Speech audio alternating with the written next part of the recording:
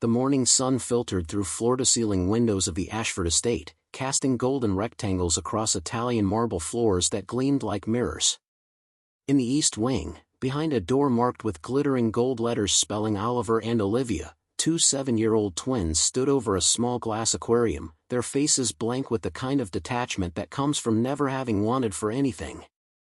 Inside the aquarium, motionless among wood shavings and an untouched food bowl, lay Whiskers, a golden hamster who had been a birthday gift 3 months prior. Before we jump back in, tell us where you're tuning in from, and if this story touches you, make sure you're subscribed, because tomorrow, I've saved something extra special for you. The small creature's fur no longer rose and fell with breath. His tiny body was still, curled in an eternal sleep that the children observed with the same mild interest they might give to a broken toy. "I think it's dead," Oliver said, poking the glass with one finger. His voice carried no sadness, no fear, just a statement of fact delivered in the flat tone of a child cataloging information. Olivia tilted her head, her blonde curls catching the light. "Should we tell someone?" "Why? It was boring anyway. It just ran on that will and slept. That's all it ever did." The twins had begged for a pet with the intensity only children of wealth can muster, their demands accompanied by tears and tantrums that echoed through hallways designed by award-winning architects. Their father, Marcus Ashford, had made his billions in commercial real estate, turning entire city blocks into monuments of glass and steel. Their mother, Victoria, spent her days at charity luncheons, her calendar a rotating schedule of galas where she wrote checks that would feed families for months while barely touching her champagne. The hamster had been purchased from the most exclusive pet boutique in the city, arriving in a crystal carrier with a certificate of pedigree. For exactly 4 days, the twins had doted on it, demanding their nanny photograph them holding the creature, posting the images to their mother's social media with captions about responsibility and love. Then the novelty faded, as it always did. The hamster became another forgotten treasure in rooms overflowing with neglected toys, gadgets still in boxes, and clothes worn once before being discarded.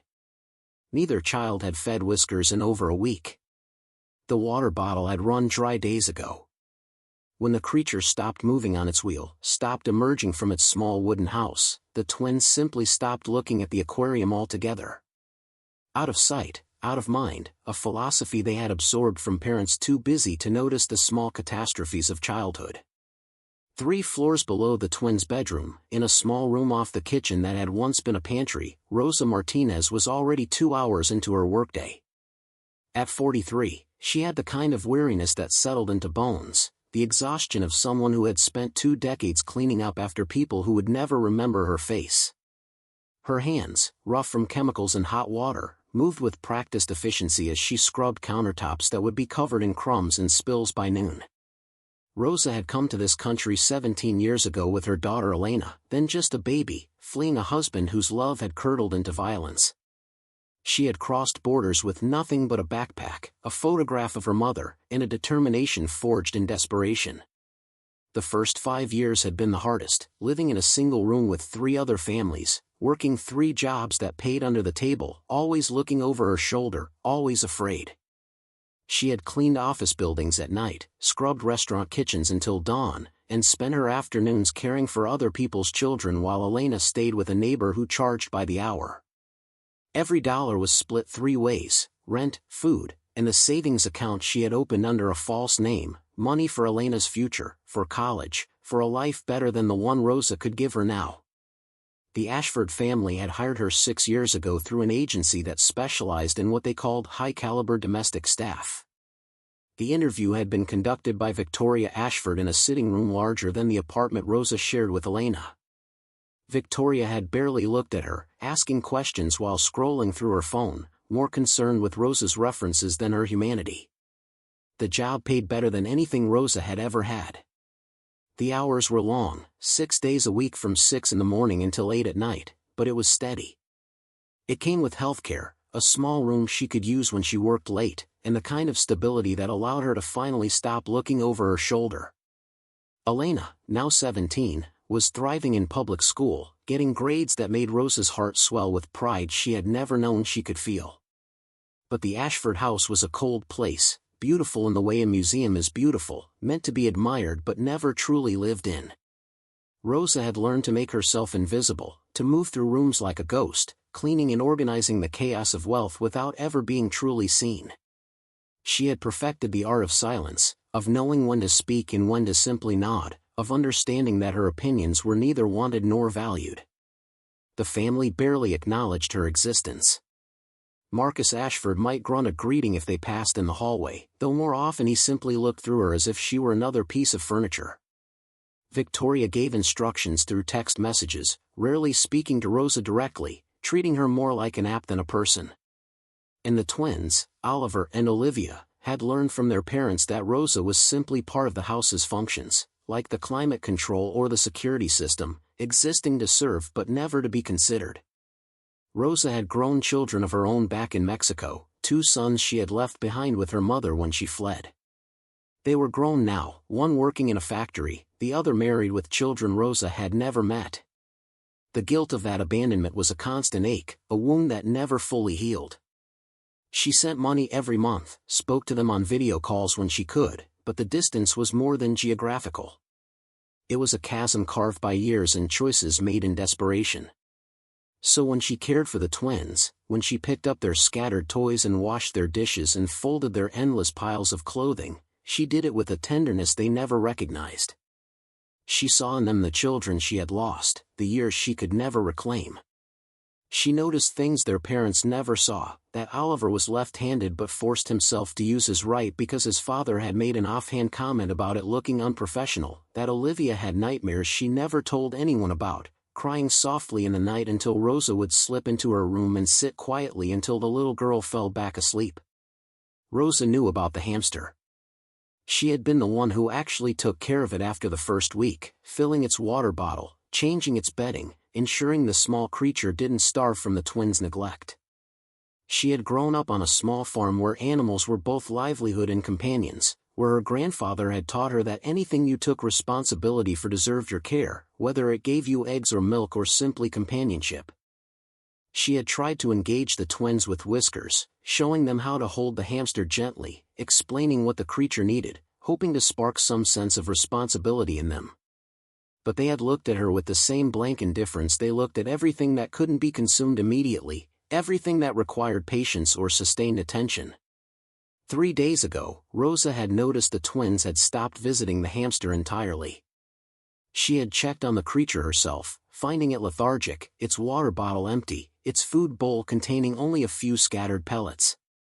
She had filled both immediately, but the hamster had barely moved. Its eyes had been dull, its breathing shallow. Rosa had seen enough death on the farm to recognize its approach. She had considered telling Victoria, but past experience had taught her that such initiatives were rarely welcomed. When Rosa had once mentioned that Olivia seemed to have a persistent cough that might need medical attention, Victoria had looked at her with cold irritation and said, "I'll decide when my children need a doctor, thank you." The cough had turned into bronchitis that required hospitalization 2 weeks later, and Victoria never acknowledged Rosa's early warning. So Rosa had simply tried to care for the hamster herself, hoping it would recover, checking on it during her brief breaks throughout the day.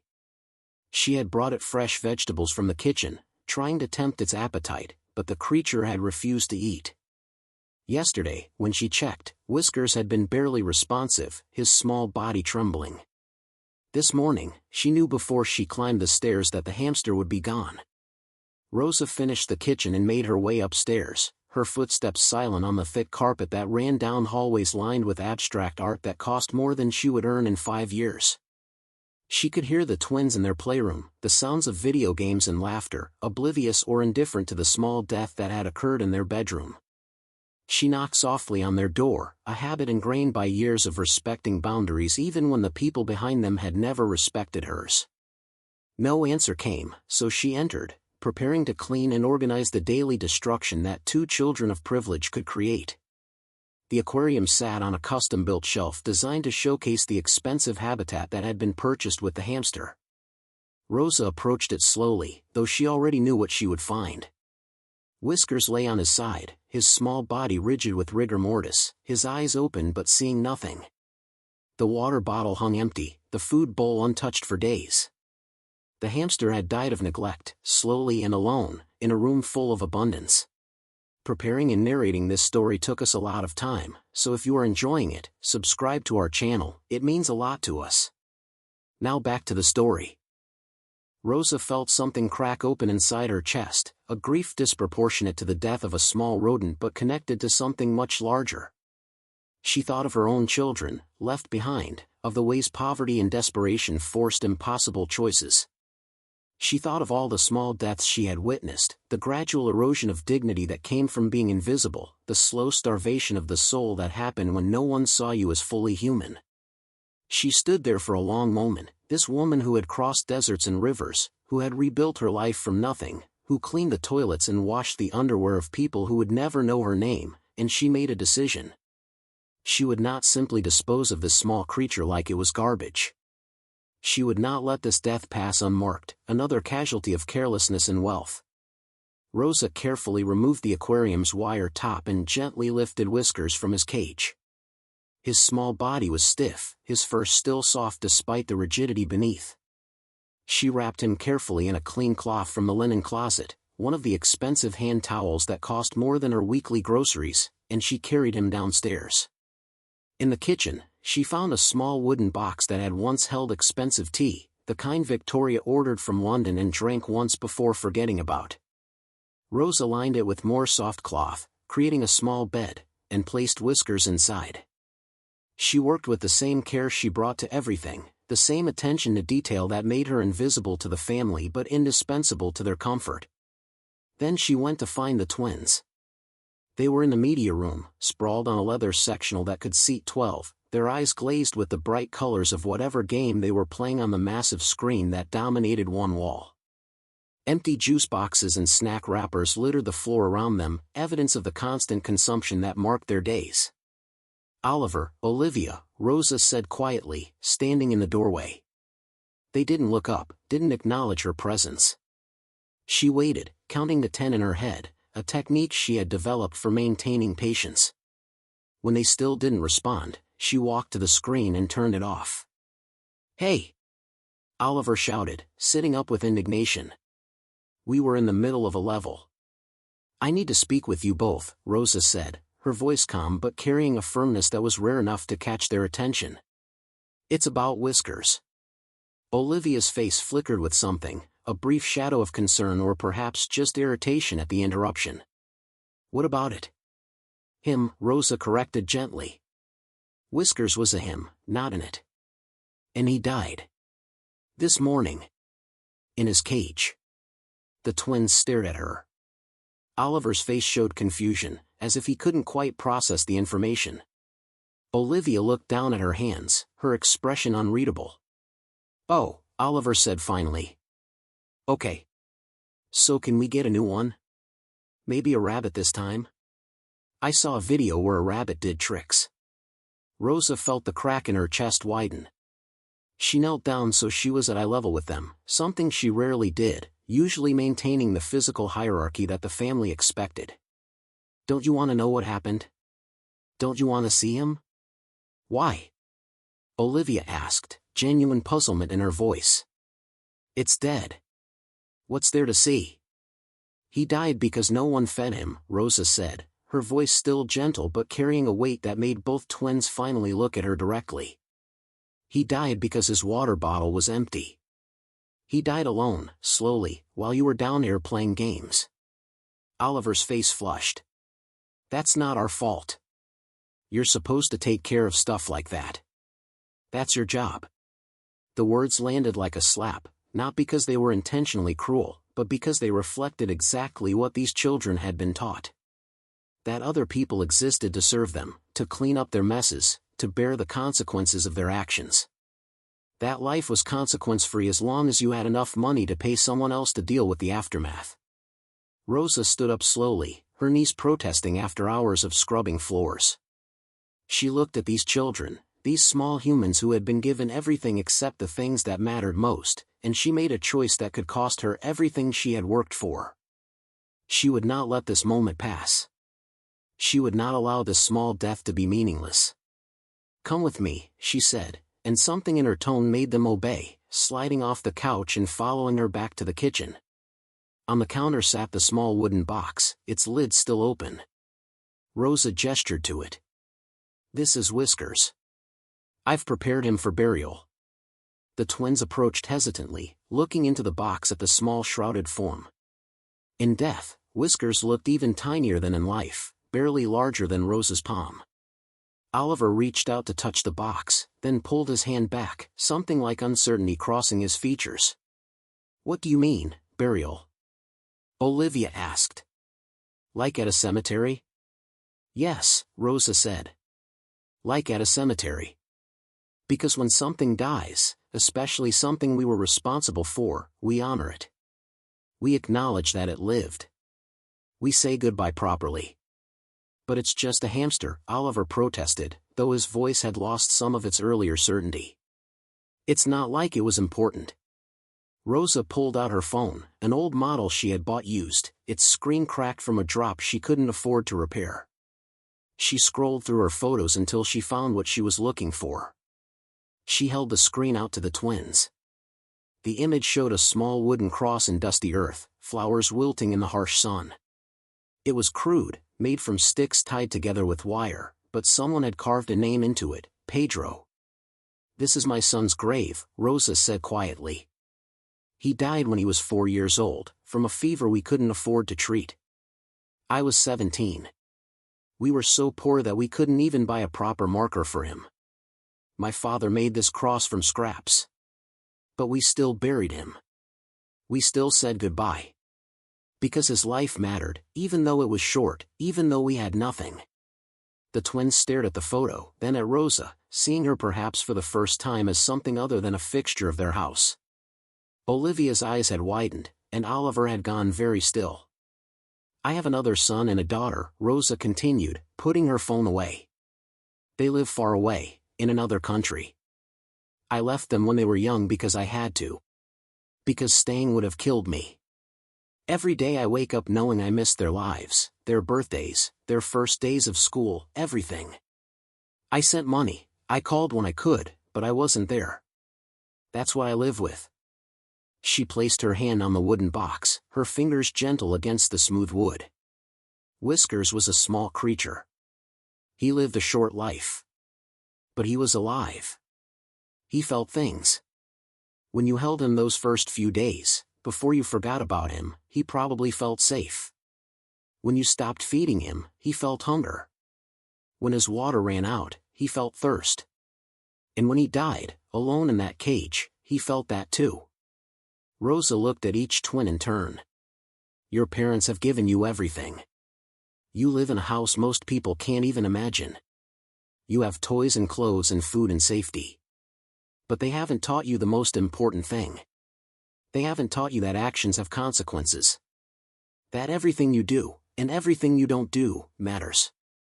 Oliver's face had crumpled slightly, his eyes shining with tears he was fighting back. Olivia had wrapped her arms around herself, looking smaller than she had minutes before. "I don't want to bury it," Oliver whispered. "I don't want to see it."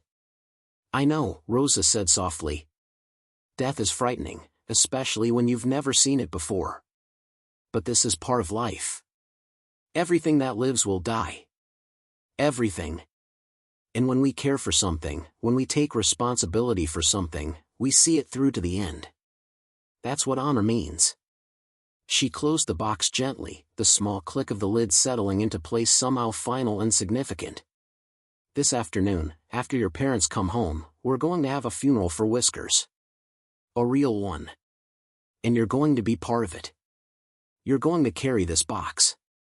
You're going to help dig the hole. You're going to say goodbye. Because this is my gift to you."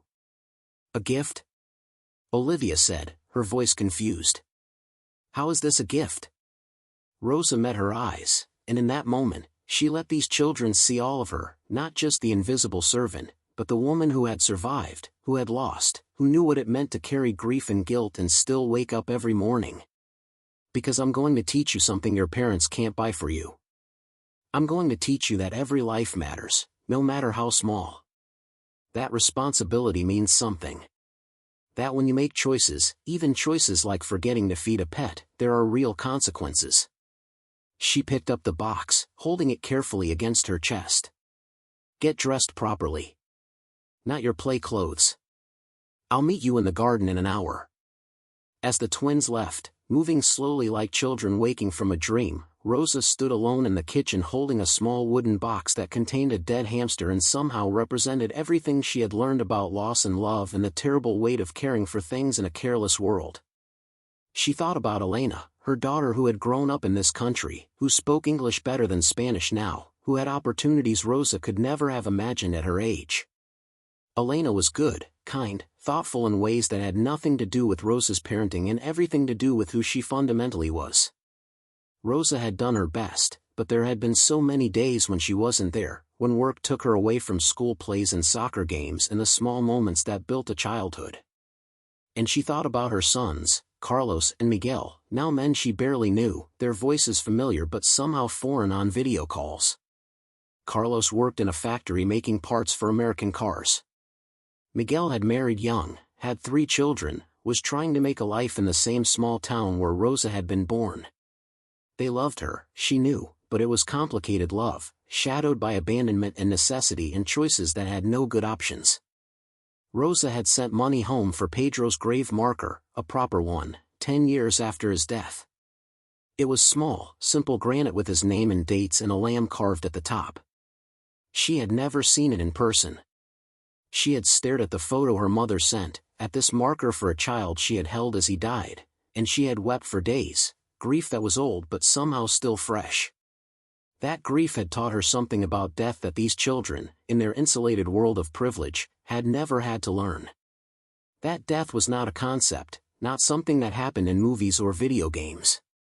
It was real and permanent and came for everything eventually. And how you treated life, how you honored it even in its smallest forms, said everything about who you were.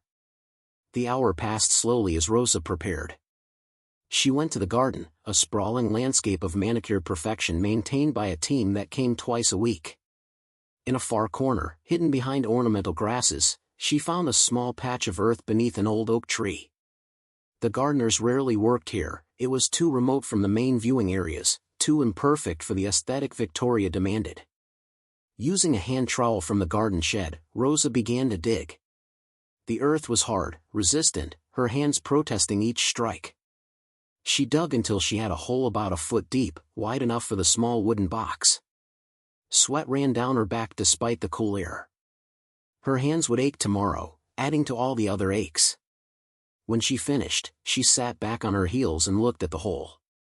It was small, insignificant really, but it was honest. It was effort and acknowledgement. It was a final resting place dug by hand, with care, because that's what you did when something died under your watch.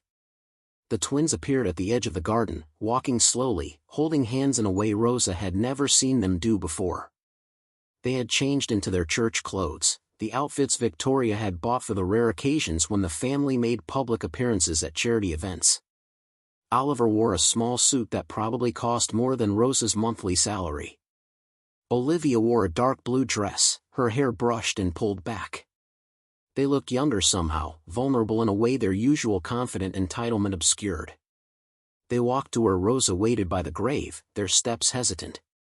"I brought this," Olivia said, holding out a piece of paper. On it, she had drawn a hamster, the picture crude but earnest, colored with markers. Above it, in careful letters, she had written, "Whiskers. He was a good hamster." "I'm sorry." Oliver pulled something from his pocket. It was a small toy car, one of hundreds he had scattered around his room.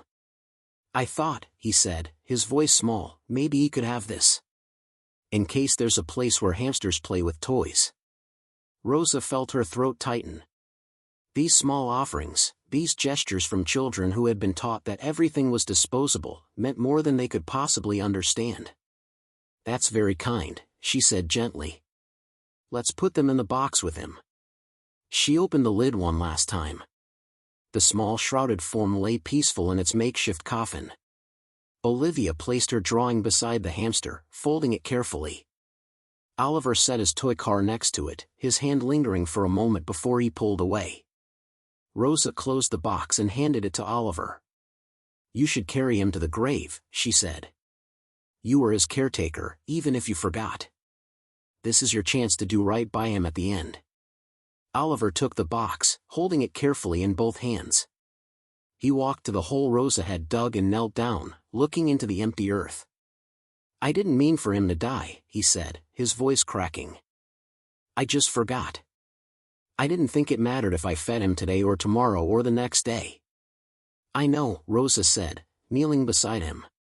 "But that's what I need you to understand. Every choice matters. Every day matters.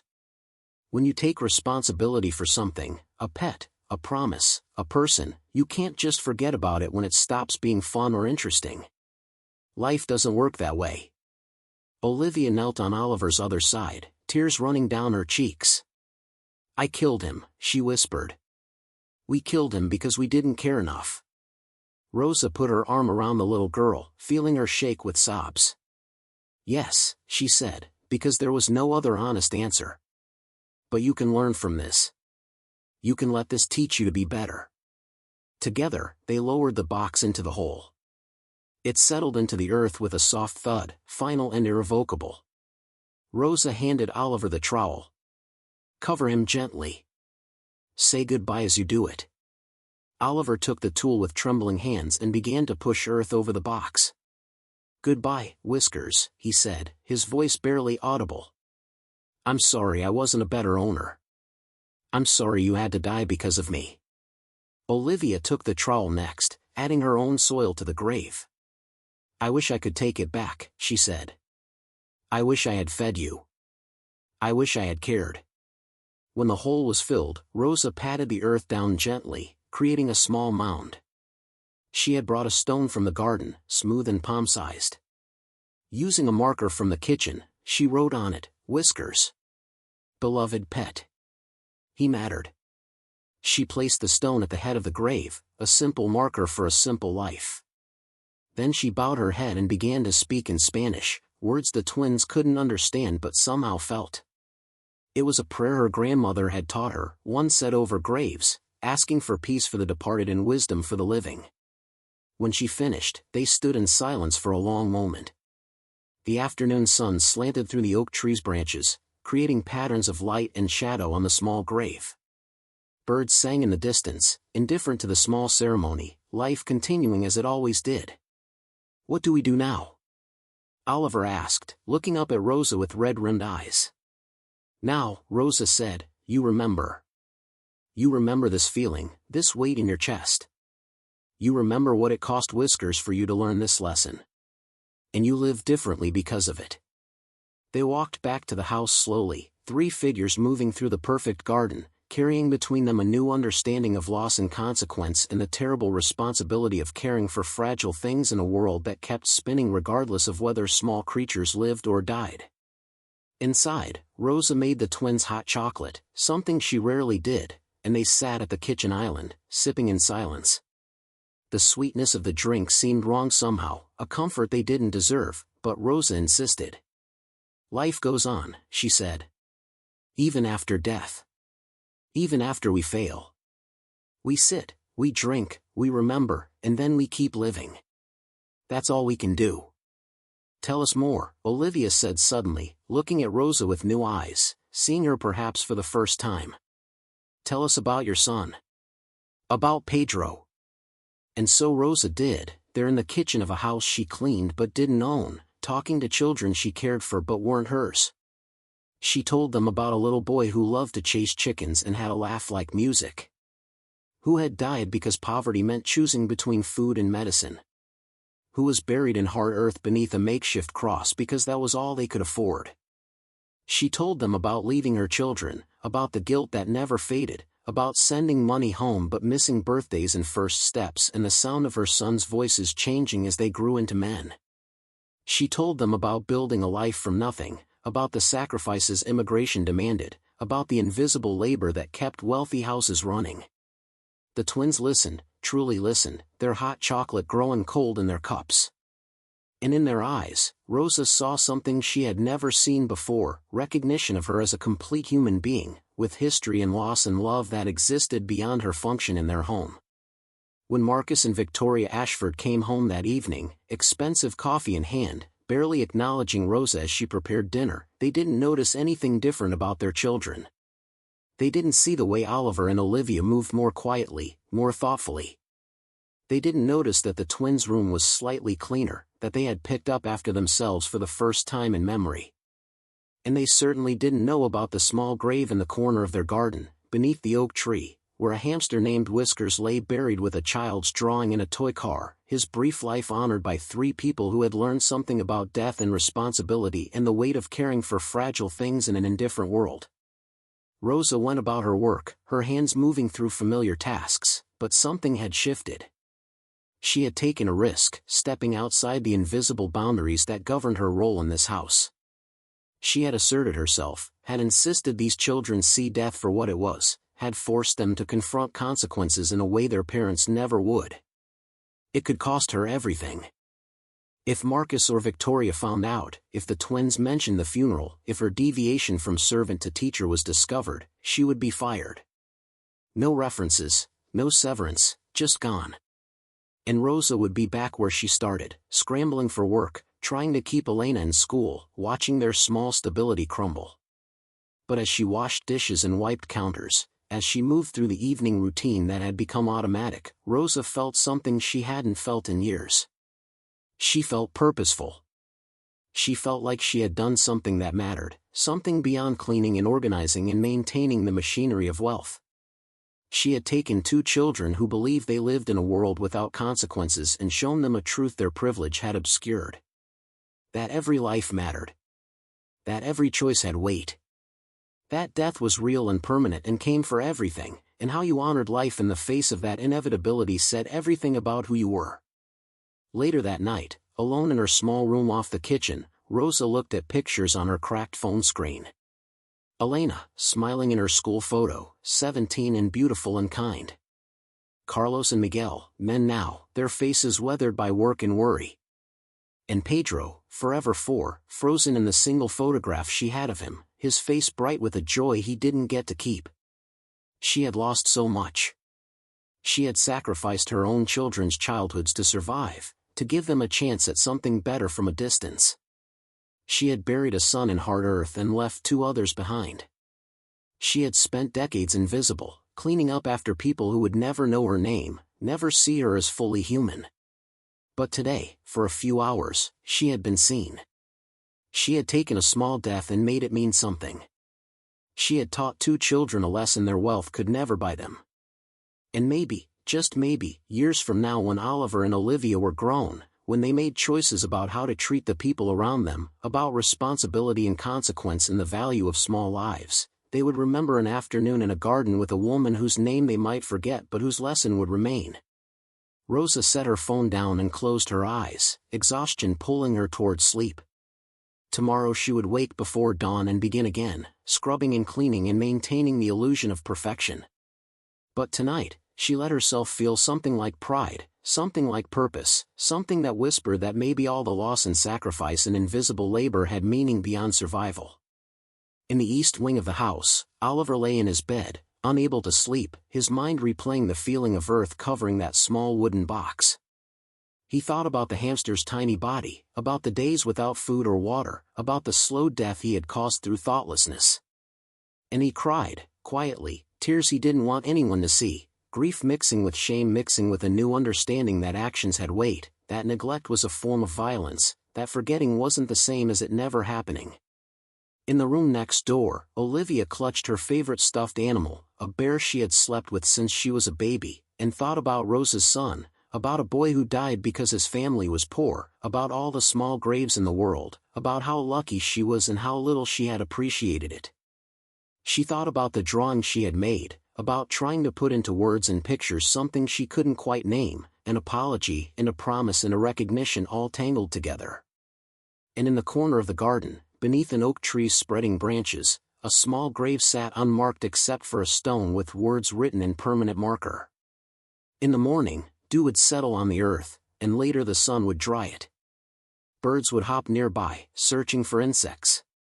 The world would continue its indifferent turning, life and death cycling endlessly, small tragedies occurring and being forgotten in the vast momentum of existence.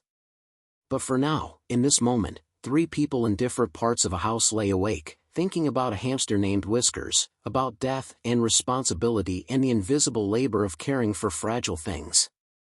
And in that thinking, in that inability to simply forget and move on, something had changed. A seed had been planted, small and fragile as everything that matters, with no guarantee it would grow but with the possibility, the hope, that it might bloom into something like wisdom, something like compassion, something like the understanding that every life, no matter how small, deserves to be honored, remembered, and mourned. The days following the funeral passed with a strange new tension in the Ashford house, like the air before a storm that never quite breaks.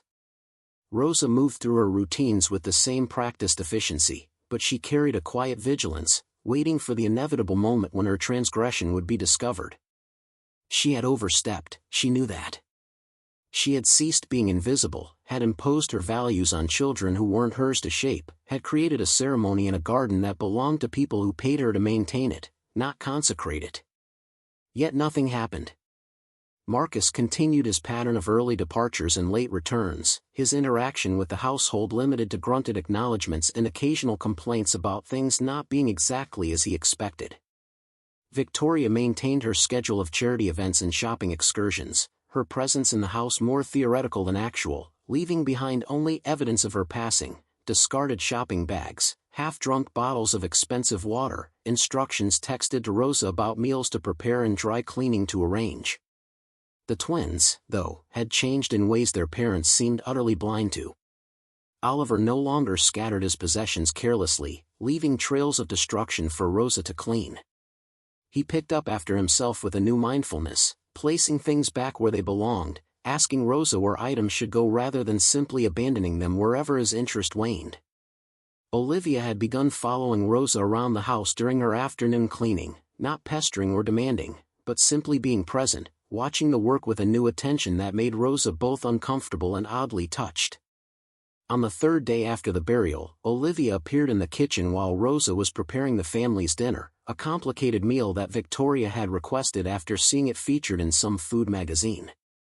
The little girl climbed onto one of the kitchen island stools and sat quietly, watching Rosa chop vegetables with the swift precision of someone who had prepared thousands of meals.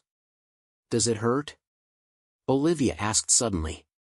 Rosa paused mid-chop, looking up at the child. "Does what hurt, Mija?" "Missing your children. The ones you left. Does it hurt all the time, or only sometimes?" The question landed like a physical blow, knocking the breath from Rosa's lungs. She set down her knife carefully, buying herself a moment to compose an answer. In all her years in this house, no one had asked her anything about her interior life, her feelings, her losses. She was a function, not a person with a history that caused pain. "It hurts all the time," Rosa said finally, her voice quiet but steady. "But it's different kinds of hurt. Sometimes it's sharp, like when I see mothers with their children and remember all the moments I missed. Sometimes it's dull, just there in the background, like an old injury that aches when it rains. And sometimes it's so big I can't breathe around it." Olivia absorbed this, her young face serious in a way that made her look older than her 7 years. "Do you hate us? Because you have to take care of us instead of your own children?" Rosa moved around the island and sat on the stool next to Olivia, something she had never done before. The kitchen suddenly felt different, transformed from a workspace into a confessional, a place where truths could be spoken. "No, baby, I don't hate you," Rosa said. "I chose this work because it pays enough for me to take care of my daughter, Elena. She's in school, getting good grades, going to have opportunities one never had. My son's back home, they have families of their own now. The money I send helps them.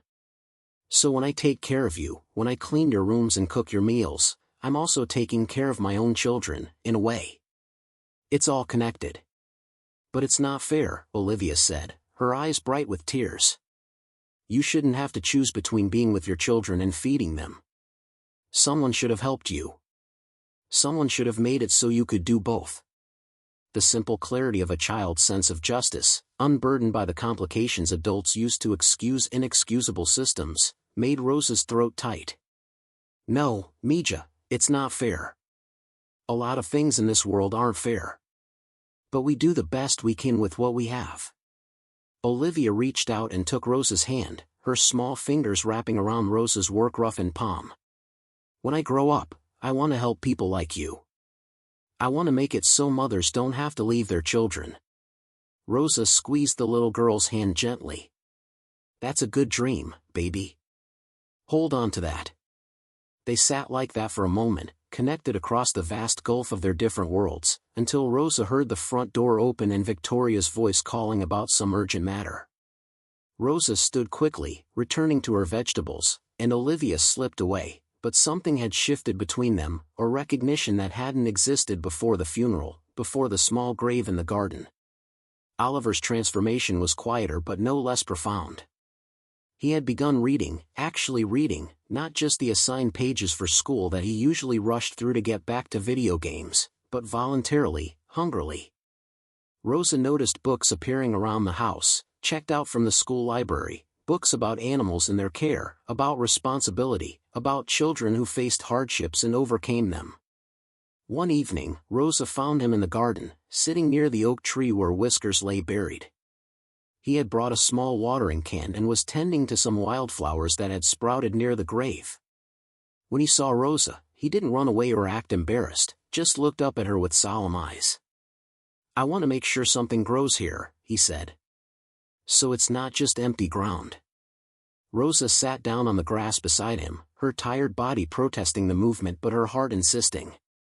That's a beautiful thought, Oliver. I dream about him sometimes, Oliver said, still focused on the flowers. Whiskers. I dream that I remember to feed him, and he lives, and I take better care of him. But then I wake up and remember that I can't go back. That he's really gone because of what I did. Those dreams will fade with time, Rosa said gently. But the lesson won't, if you hold on to it. Oliver looked at her directly, his young face struggling with concepts too large for his age. Why did you care so much? About the hamster? You could have just thrown him away and we would never have known. Why did you make us have a funeral? Rosa considered the question, understanding its importance, the way this moment would shape how this child understood responsibility and consequence for years to come.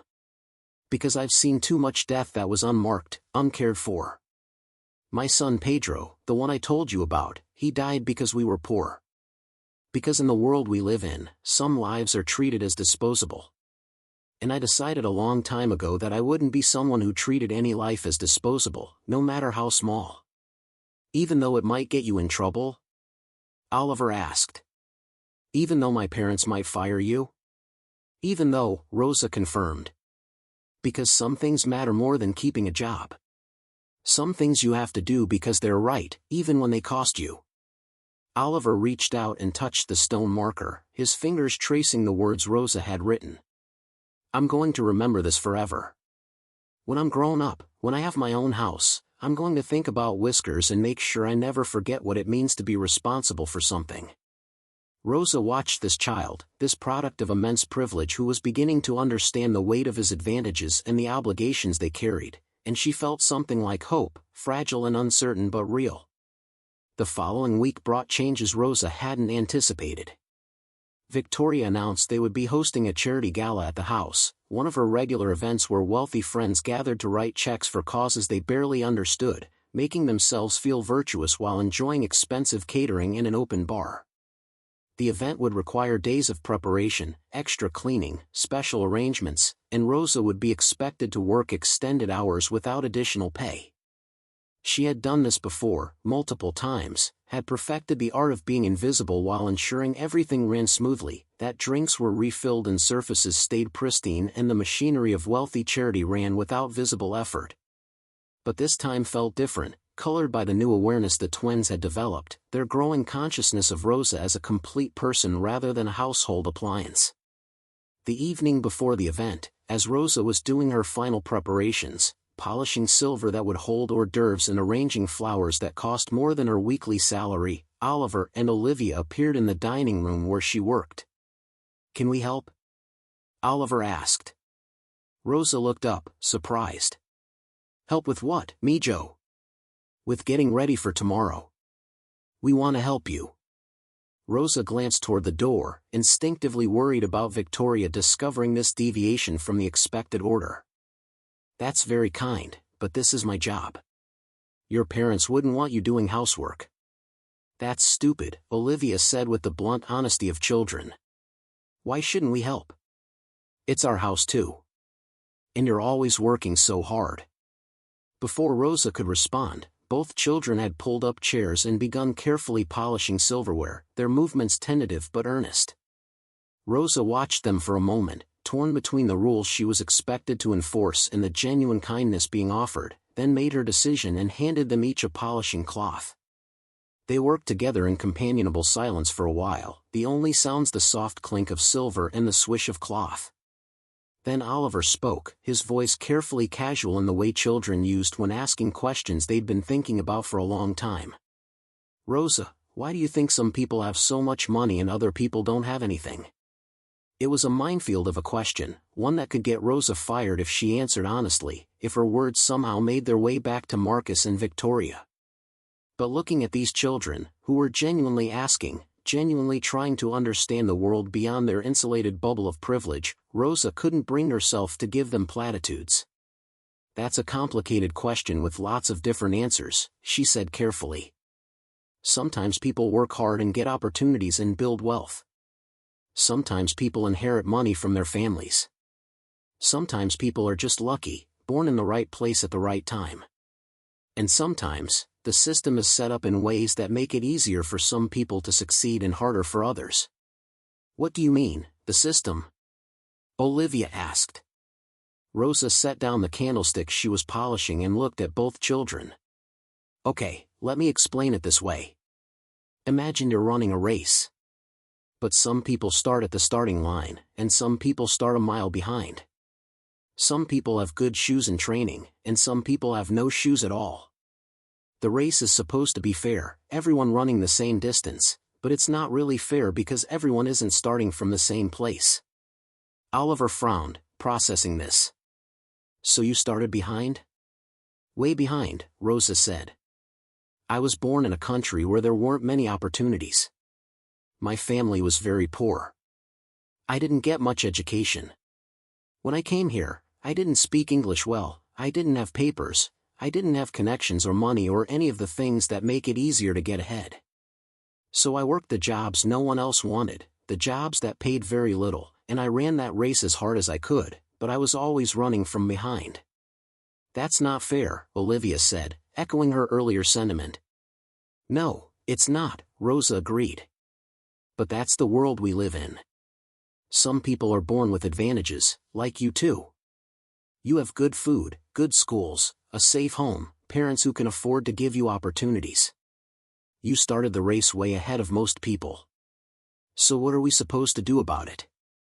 Oliver asked. "Feel guilty?" It was a defensive question, and Rosa understood the fear behind it. He was beginning to realize that his comfort came at a cost, that the world wasn't the meritocracy he'd been taught it was, and that realization was uncomfortable. "No, not guilty," Rosa said. "Guilty doesn't help anyone. But aware. Aware of your advantages. Aware that not everyone has what you have. And then you make choices about what to do with that awareness. You can ignore it, pretend everyone starts from the same place and deserves whatever they get. Or you can use your advantages to help others, to make the system a little more fair. Like what you did with Whiskers," Olivia said suddenly. "You didn't have to give him a funeral.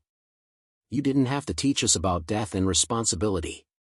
You could have just thrown him away and been done with it. But you chose to do the harder thing because it was right." Rosa smiled, touched by the connection this child had made. "Yes, exactly like that. You always have choices about what kind of person you want to be, about whether you make the world a little better or a little worse with your actions." They continued working, the children's polishing growing more confident, and Rosa felt a strange mixture of emotions. She was teaching them things their parents either couldn't or wouldn't, planting seeds of social consciousness in soil that had been carefully tended to produce different crops. It was dangerous, this unauthorized education, but it felt necessary in a way she couldn't quite articulate. The gala itself was everything Rosa had come to expect from these events: excessive, performative, and exhausting. Wealthy guests arrived in expensive cars, dressed in outfits that cost more than Rosa earned in months, to eat tiny portions of elaborately prepared food and congratulate each other on their generosity. The charity being supported was something about underprivileged youth, the irony of which was not lost on Rosa as she served champagne to people who had never missed a meal, discussing the plight of hungry children. She moved through the crowd like a ghost, refilling glasses and clearing plates, her presence noted only when something was needed. She had perfected this invisibility over years, had learned to read the subtle signals that indicated when service was required, had trained herself to anticipate needs before they were voiced. But several times throughout the evening, she caught Oliver or Olivia watching her, their faces troubled. They were seeing the event differently now, she realized, seeing the contrast between the wealth on display and the labor required to maintain it, seeing her exhaustion and the casual disregard with which the guests treated her and the other staff. Near the end of the evening, as guests were beginning to leave, Rosa overheard a conversation that made her blood run cold. Victoria was speaking with another woman, both of them holding wine glasses and speaking in the slightly too loud voices of people who had been drinking steadily for hours. "I swear, finding good help is impossible these days," the other woman was saying. "I've gone through 3 housekeepers in the past year. They either want too much money or they don't understand that when you work for someone, you work for them completely. I don't want someone who thinks they can have opinions or boundaries." "Oh, I completely understand," Victoria said, her voice carrying the particular tone of complaint that wealthy women used when discussing service workers. "My housekeeper is adequate, but sometimes I think she forgets her place. The other day I found her talking to the children about I don't even know what, but she was sitting down, chatting with them like she was their peer rather than the help." Rosa's heart stuttered. She hadn't realized Victoria had seen her talking with Olivia in the kitchen. She continued her work, moving to clear nearby tables, trying to appear casual while straining to hear more. "You have to establish firm boundaries," the other woman said. "These people, they'll take advantage if you let them. Give them an inch and they'll take a mile. I make sure my staff knows exactly what's expected and nothing more." "You're absolutely right," Victoria said. "I've been too lenient. It's time to remind everyone of the professional distance that needs to be maintained." Rosa felt her carefully constructed world beginning to crack. She had known her risk, had understood that stepping outside her prescribed role could have consequences, but hearing Victoria's voice, cold and dismissive, made the danger suddenly real and immediate. She finished the evening in a state of controlled panic, her movements automatic while her mind raced through scenarios. She couldn't afford to lose this job. Elena was halfway through her senior year of high school, with college applications pending. Rosa had finally managed to save a small emergency fund, enough for maybe 2 months of expenses if stretched carefully. But losing her job would mean losing her room in the house, her health insurance, her references, everything she had built over 6 years of invisible labor. When the last guest finally left and the house fell into exhausted silence, Rosa began the cleanup that would take hours. The kitchen was a disaster of used plates and glasses, spilled food and champagne-soaked napkins. The main rooms were littered with the detritus of wealthy celebration, empty bottles, abandoned appetizers, flower petals tracked across expensive rugs. She was loading the dishwasher, her movements mechanical with exhaustion, when she heard soft footsteps behind her. She turned to find both twins in their pajamas, their feet bare on the cold kitchen tile. "We're supposed to be asleep," Oliver said, "but we wanted to help you clean up." Rosa shook her head, too tired and worried to find the energy for gentleness. "No, you need to go to bed. This isn't for you to do." "But it's not fair," Olivia protested. "All those people, they made such a mess, and you have to clean it all alone. Mom and Dad just went to bed like it's nothing." "That's my job," Rosa said, hearing the edge in her own voice. "That's what I'm paid to do. Now please, both of you, Go to bed before your parents hear you down here." But the twins didn't move. Instead, Oliver walked to where Rosa stood and looked up at her with eyes that were far too knowing for his age. "We heard what Mom said. About you forgetting your place. About her being too lenient." Rosa's stomach dropped. "You shouldn't have been listening to adult conversations." "We were getting more juice from the kitchen," Olivia said. "We didn't mean to hear." "But we did. And it's not right. You didn't do anything wrong. You were just being nice to us." Rosa knelt down so she was at eye level with both children, her knees protesting after hours of standing. "Listen to me carefully. The world doesn't always work the way we think it should. Your mother is my employer. She has the right to expect certain things from me, including that I focus on my work and don't overstep my role. What I did, having that funeral, talking to you about things beyond my duties, that was me overstepping. I knew the risk when I did it. But it was important," Oliver said, his voice fierce with the passion of childhood conviction. "You taught us something important. Something Mom and Dad never teach us.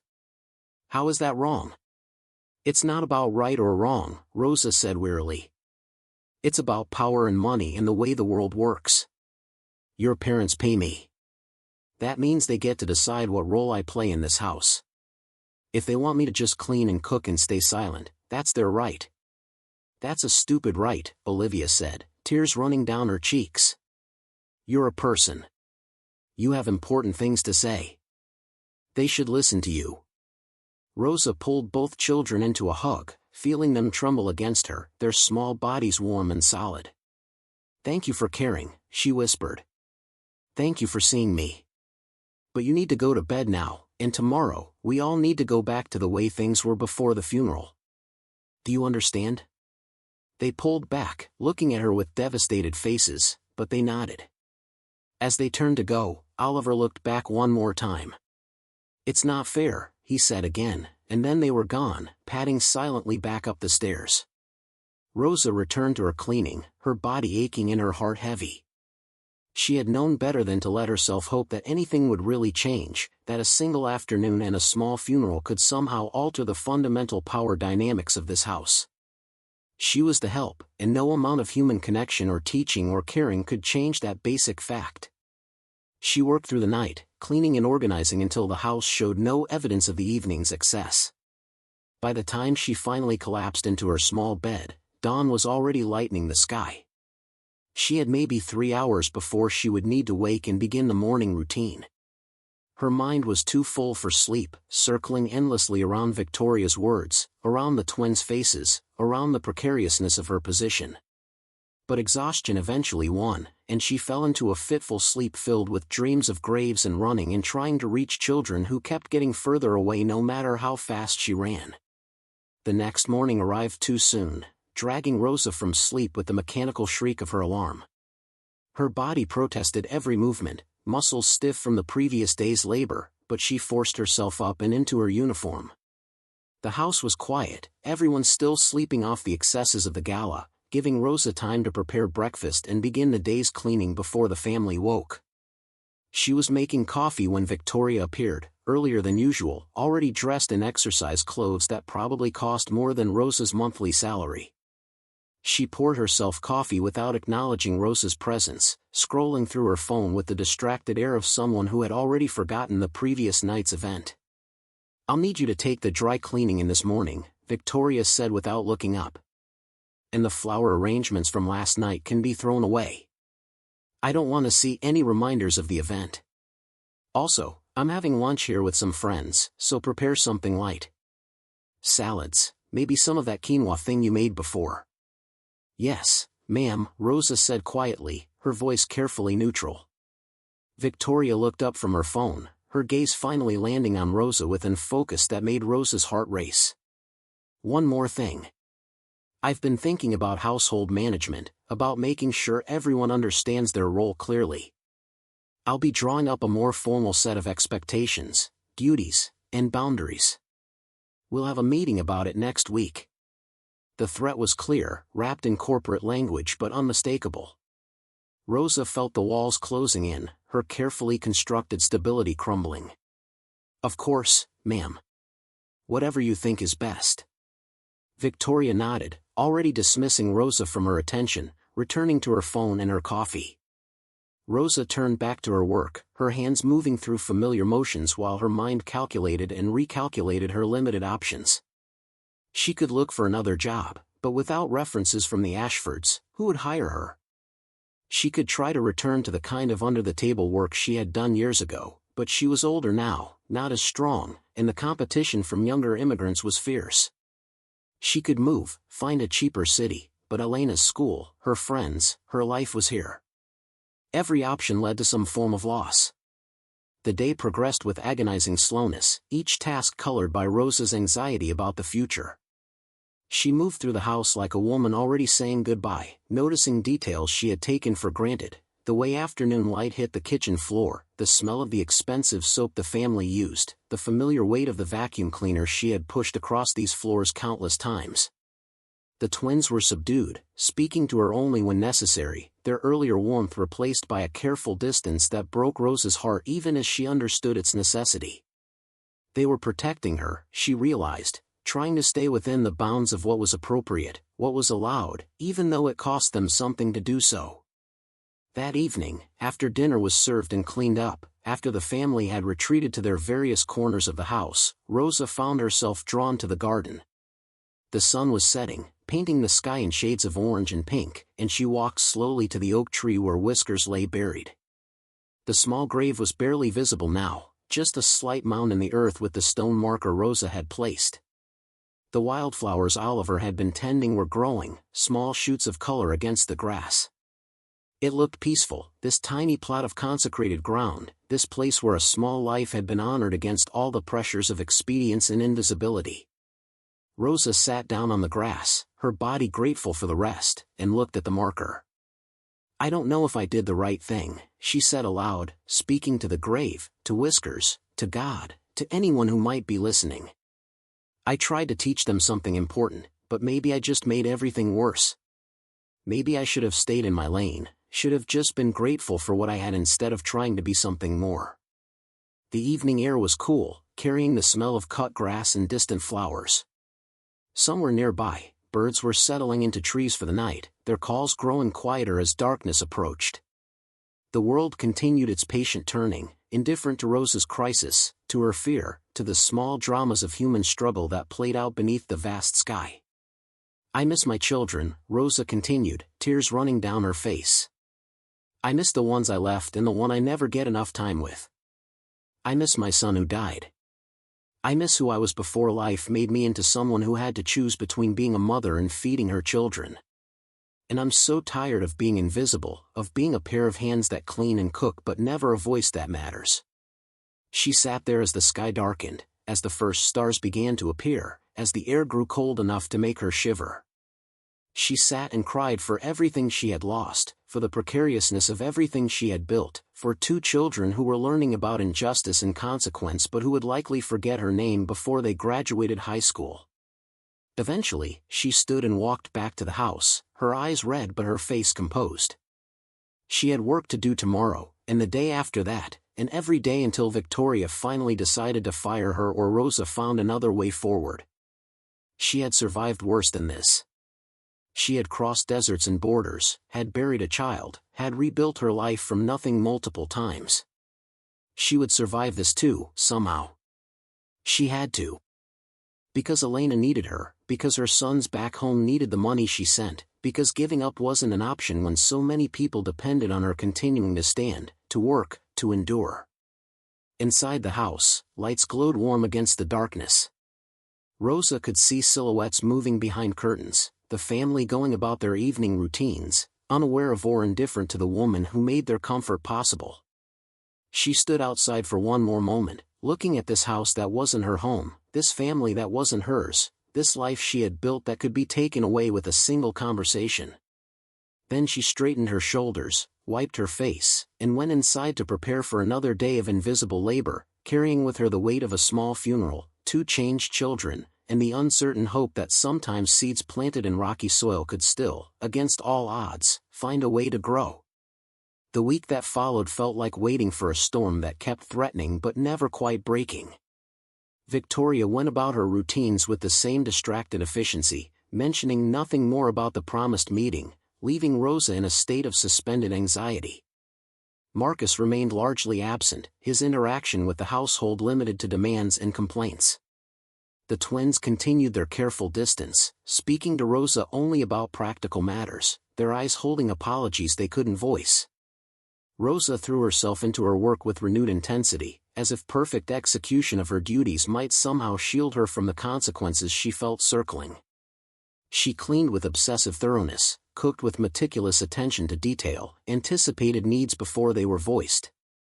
She made herself as invisible as possible while simultaneously trying to be indispensable, walking the impossible line between servant and ghost. But beneath the surface of routine, something had fundamentally shifted. The twins watched her differently now, with an awareness that couldn't be unlearned. Oliver had taken to reading in the kitchen while Rosa prepared meals, his presence a quiet solidarity.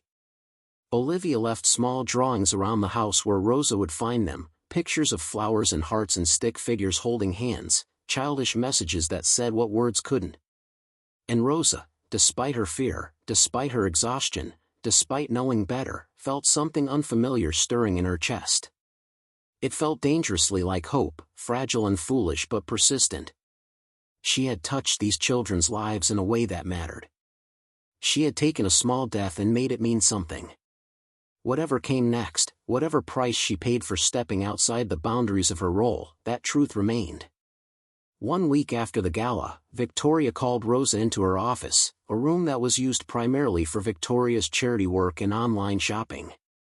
Rosa entered with her heart pounding, prepared for termination, for accusations, for the end of the stability she had fought so hard to build. But what came next was something Rosa could never have anticipated, a twist that would change everything she thought she understood about power and consequence and the ripples a single act of kindness could create in the world. Victoria's office was pristine in the way spaces become when they're maintained by other people. The desk held a sleek computer that was rarely used for anything beyond online purchases and social media management. Framed photographs lined the walls, professional shots of the family at various charity events, everyone smiling with the practiced ease of people accustomed to cameras. Rosa stood just inside the doorway, her hands clasped in front of her, waiting for the axe to fall.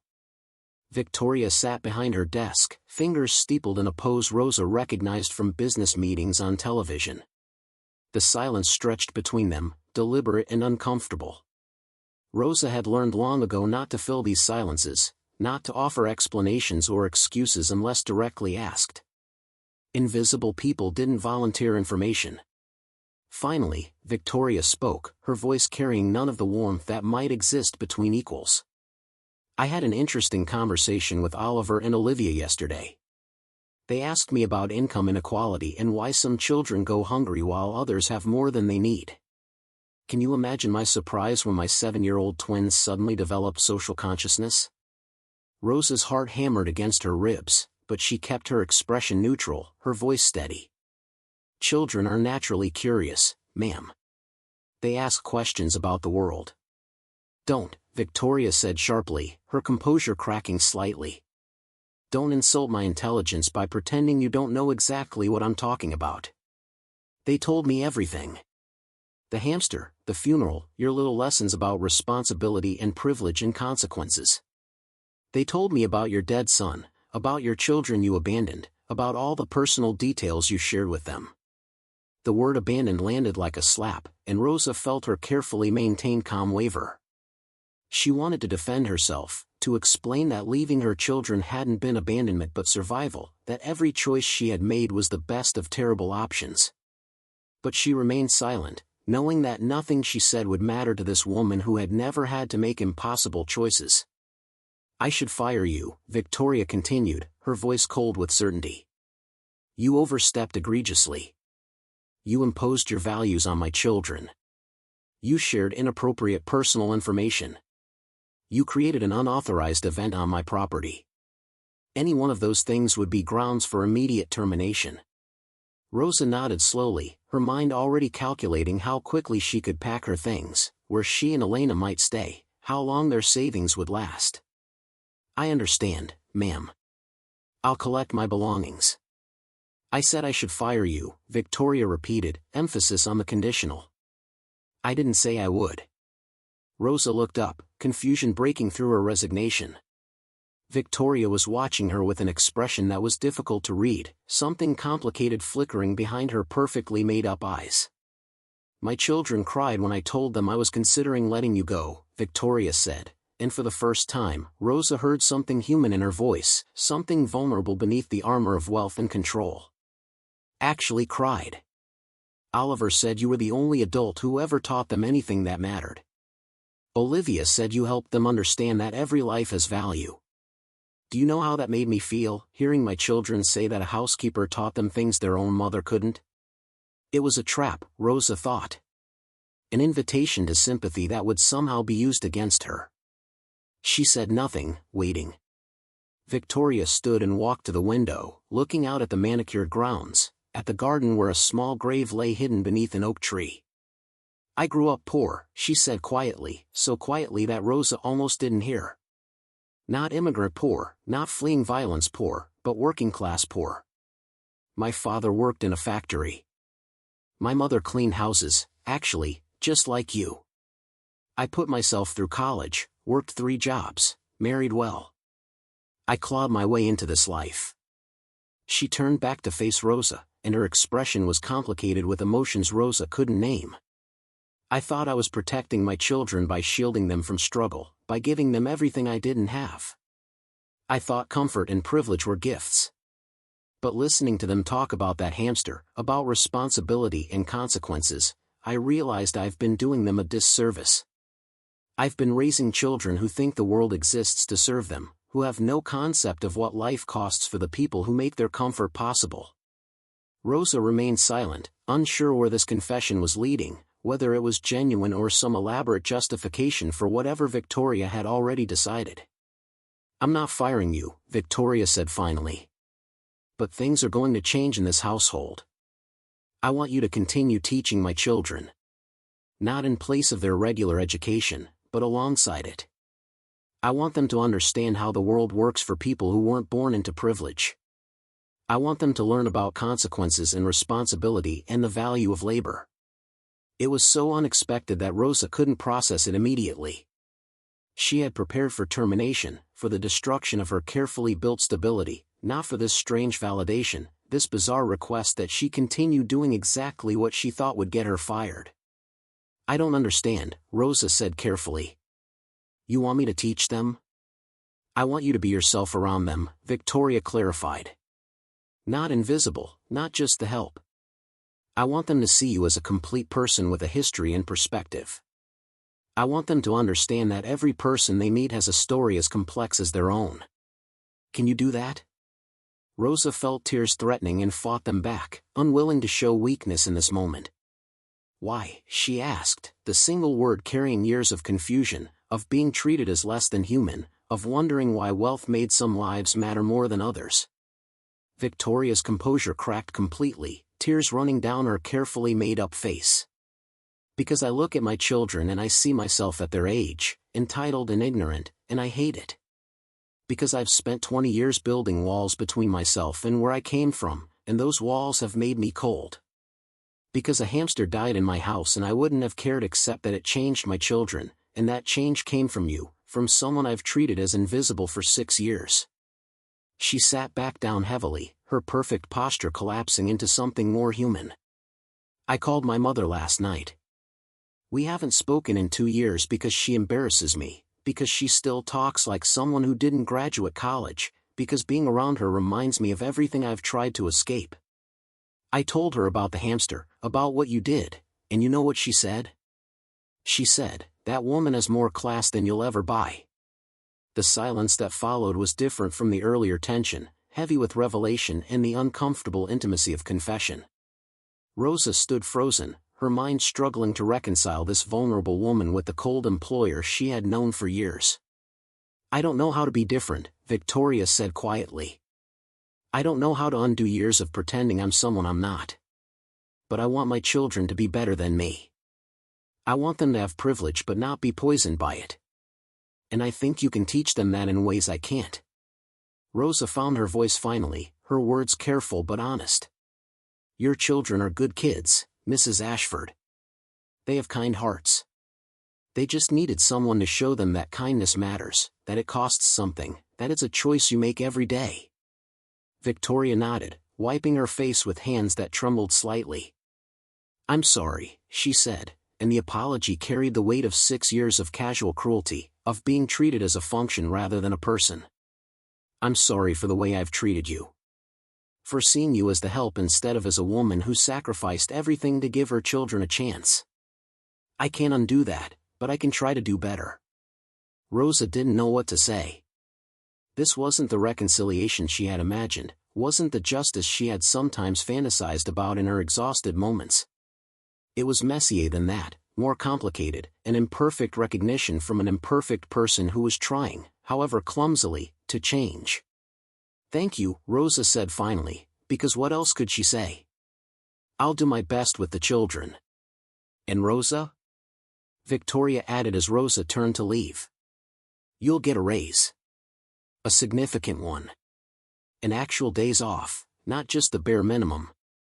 You've earned more than I've been paying you.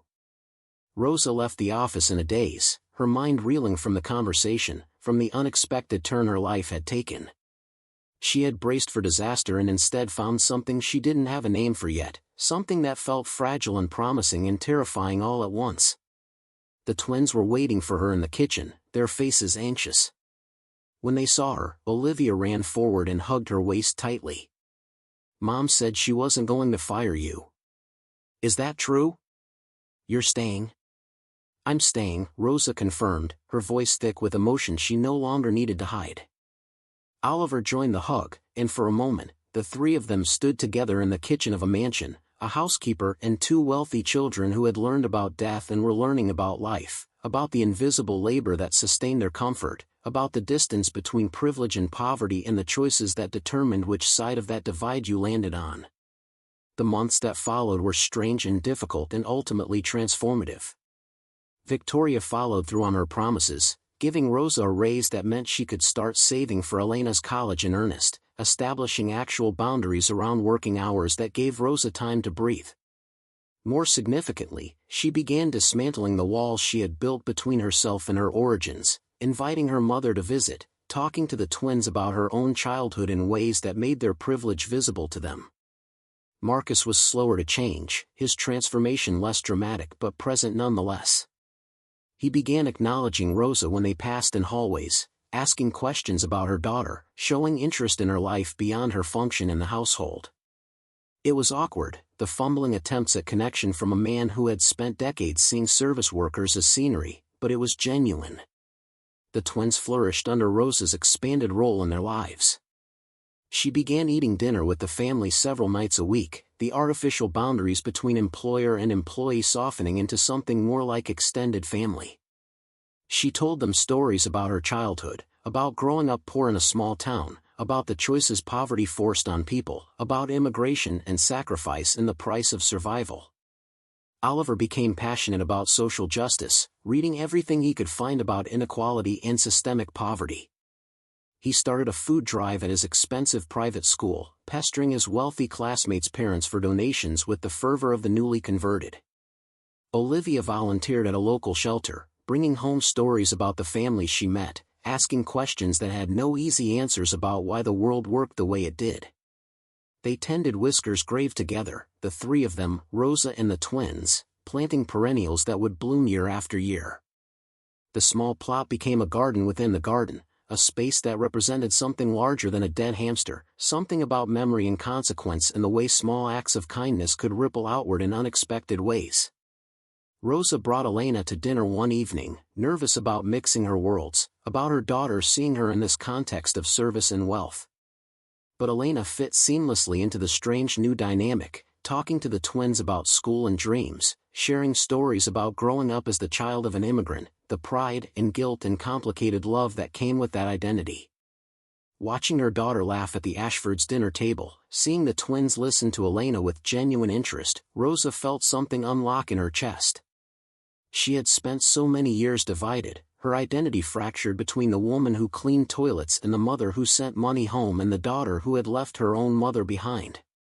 But in this moment, in this unexpected constellation of people who shouldn't have connected but somehow did, she felt almost whole.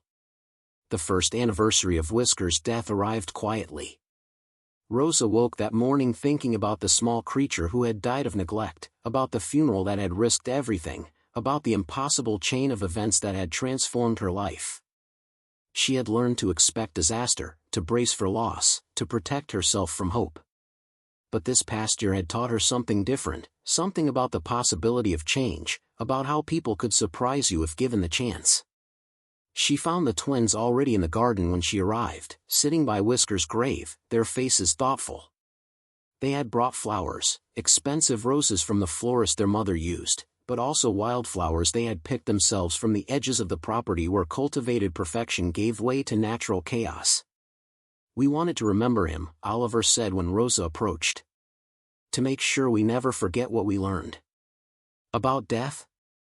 Rosa asked gently, sitting down on the grass between them. "About everything," Olivia said. "About how our choices matter. About how every life has value. About how we have to take care of the things we're responsible for because no one else will do it for us." They sat together in silence, three people who had been brought together by the death of a small animal and had somehow formed a connection that transcended the economic divide that should have kept them separate. The morning sun filtered through the oak tree's leaves, creating patterns of light and shadow on the small grave that had become a teaching stone, a memorial not just to a hamster but to the moment everything changed. "Rosa?" Oliver said eventually. "When we grow up, when we have our own money and can make our own choices, we want to do something that matters. Something that helps people like you, people who work hard but don't get fair chances." "We've been talking about it," Olivia added. "About starting a foundation or something that helps immigrant families stay together, that supports mothers who shouldn't have to choose between being with their children and feeding them." Rosa felt tears running down her face, but she didn't try to hide them. "That's a beautiful dream," she said. "Hold on to it." "We will," they said together, and Rosa believed them. Years passed, as years do, carrying everyone forward whether they were ready or not. Elena graduated high school with honors, earned a scholarship to college, studied social work with the passion of someone who had seen firsthand what poverty did to families. She visited often, bringing her textbooks to the Ashford kitchen where Rosa still worked, though her role had evolved into something more like household manager, though she still insisted on doing the cleaning herself, unable to entirely release the identity she had built over decades of invisible labor. The twins grew into teenagers, then young adults, their privilege still present but tempered by awareness, by the lessons they had learned from a small grave in a garden. Oliver studied economics and public policy, writing papers about systemic inequality that his professors praised for their nuance and understanding. Olivia pursued medicine, determined to work in underserved communities, to provide care to people who couldn't afford it. Victoria and Rosa developed something like friendship, though it would never be entirely equal, the history between them too complicated, the power dynamics too entrenched. But they talked, really talked, about their childhoods and their regrets and the impossible navigation of motherhood when you're trying to be better than your own parents but don't always know how. Marcus remained Marcus, less transformed than the others, but making efforts, showing up, trying to understand the privilege he had never questioned until a housekeeper taught his children about death. Rosa's sons back in Mexico grew older, their video calls showing gray in their hair, grandchildren growing tall in the background. The distance between them had never closed, not really, but it had been acknowledged, talked about, grieved in the open way that made it bearable. Carlos started a small business, finally independent, proud to tell his mother he didn't need her money anymore, though she sent it anyway, old habits impossible to break. Miguel became a teacher, shaping young minds in the same small town where Rosa had been born, creating opportunities she had never had. On the 10th anniversary of the funeral, the whole extended family gathered in the Ashford garden. Elena was there with her fiancé, a kind man who worked in immigrant services. The twins, now 17 and preparing for college, had organized everything, insisting that this day be commemorated, that the small grave that had changed all their lives be honored. They had commissioned a proper marker, small and tasteful, to replace the stone Rosa had written on with permanent marker. It read simply, Whiskers. His small life taught us that every life matters. His death taught us that kindness is always a choice worth making. Marcus gave a short speech about privilege and responsibility, awkward but earnest, his eyes finding roses as he talked about the woman who had taught his children more than any school ever could. Victoria spoke about transformation, about unlearning the cruelty that wealth could breed, about gratitude for the people who sustained your life even when you refused to see them. The twins spoke last, standing together as they always did, finishing each other's sentences in the way of people who had grown up side by side. They talked about Whiskers, about Rosa, about the funeral that had felt like the end of something but had actually been the beginning. They announced the foundation they were starting, funded by money they had saved and earned and begged from wealthy relatives, dedicated to supporting immigrant families, to keeping mothers and children together, to creating the kinds of opportunities Rosa had never had. "We're calling it the Pedro Foundation," Oliver said, his voice steady and sure. "After Rosa's son who died because the world didn't value his life enough to save it. We can't bring him back, but we can honor his memory by making sure other children don't die from preventable causes just because their families are poor." Rosa couldn't speak, could only stand there weeping while Elena held her, while the family she had built from fragments and sacrifice surrounded her with love that felt impossible, love that had grown from a single act of kindness toward a small creature who died alone. Later, after the speeches and the tears and the meal they shared together, Rosa stood alone by the grave as evening fell. She thought about the woman she had been 10 years ago, exhausted and invisible, expecting nothing from life except the chance to keep working, to keep sending money home, to keep surviving. She thought about the choice she had made to honor a small death, to risk everything for a lesson she thought these children needed. She could never have predicted this outcome, could never have imagined that a hamster's funeral would transform an entire family, would create ripples that extended far beyond a single afternoon in a garden. She had simply done what felt right, what honored the values her grandmother had taught her, what acknowledged that every life, no matter how small or seemingly insignificant, deserved to be seen, to be mourned, to matter. The evening was cool, the sky turning that particular shade of purple that preceded darkness. Stars were beginning to appear, those distant lights that had watched over every moment of Rosa's life, the desperate ones and the hopeful ones and all the ones in between. She heard footsteps behind her and turned to find Victoria approaching, 2 glasses of wine in her hands. "I thought you might want company," Victoria said, offering 1 glass to Rosa. They stood together, looking at the small grave that had somehow become the axis around which all their lives had turned. "Do you ever regret it?" Victoria asked. "Taking the risk, teaching them, potentially throwing away your job?" Rosa considered the question, thought about all the ways that day could have gone differently, all the safer choices she could have made. "No," she said finally. "I've made a lot of choices in my life that I regret. Leaving my sons. Missing so much of Elena's childhood. Not being there when my mother died. But that funeral? Teaching your children that every life has value? That's not something I regret. Thank you," Victoria said quietly. "For seeing something in my children worth saving. For caring enough to risk everything. For teaching all of us how to be human in a world that lets wealth make you forget." They drank their wine in companionable silence, 2 women from vastly different worlds who had somehow found common ground in a garden, united by love for children and the shared understanding that transformation was possible, that people could change, that kindness rippled outward in ways you could never predict or control. Inside the house, through windows glowing warm against the darkness, Rosa could see her family, the one she had given birth to and the one she had found in the most unlikely place. Elena was laughing with the twins, all of them young and bright with the particular hope of people who believed they could make the world better. Marcus was attempting to cook something, his efforts clumsy but genuine. Music played, something cheerful and alive. Rosa had spent so many years hungry, not just for food but for recognition, for dignity, for the simple acknowledgement that her life had value beyond her labor. She had carried grief and guilt and the weight of impossible choices, had survived by making herself small, invisible, unthreatening to the people who held power over her continued survival.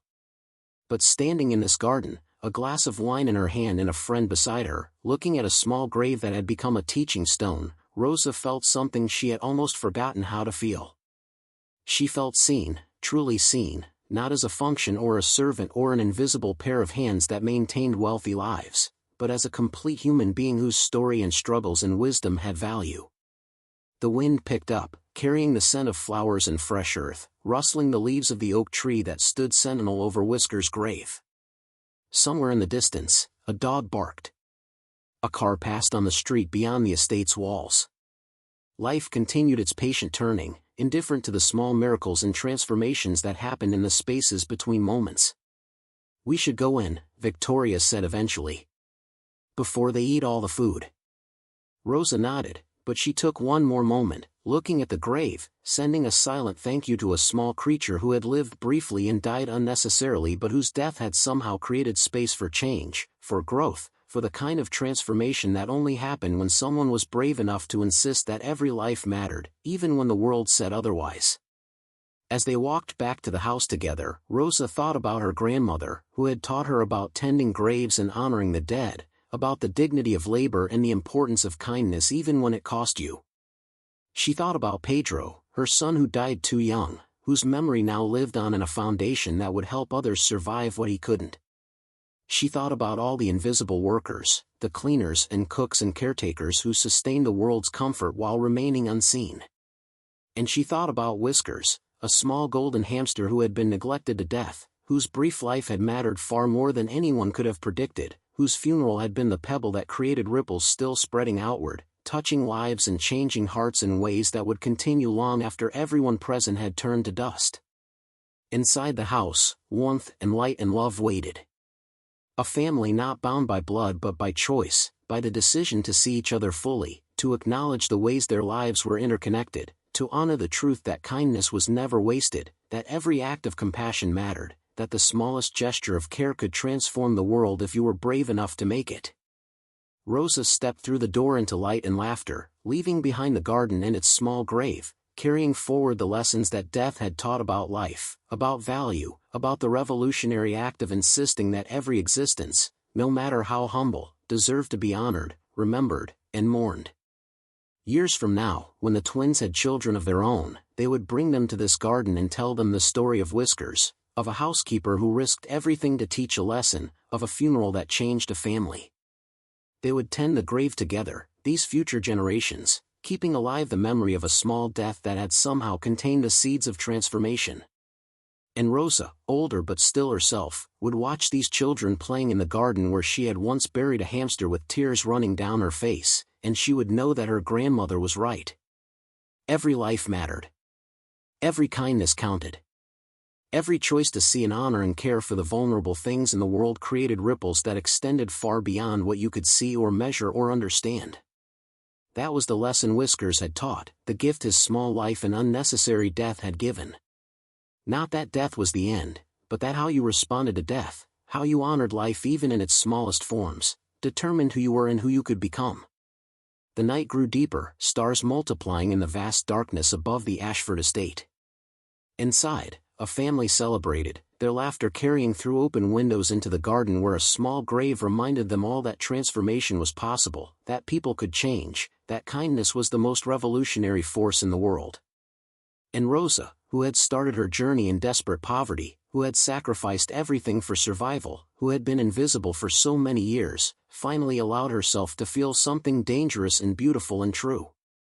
She allowed herself to feel that her life had mattered, that her choices had weight, that the years of invisible labor had accumulated into something beyond mere survival. She had planted seeds in rocky soil, and against all odds, they had grown into something beautiful, something that would outlast her, something that would continue spreading long after she was gone. That was enough. That was everything. That was the grace hidden in the small deaths and daily struggles, the possibility that even the humblest life could change the world if you chose kindness over expedience, compassion over comfort, love over the easy cruelty that wealth made possible. Up next, you've got 2 more standout stories right on your screen. If this one hit the mark, you won't want to pass these up. Just click and check them out.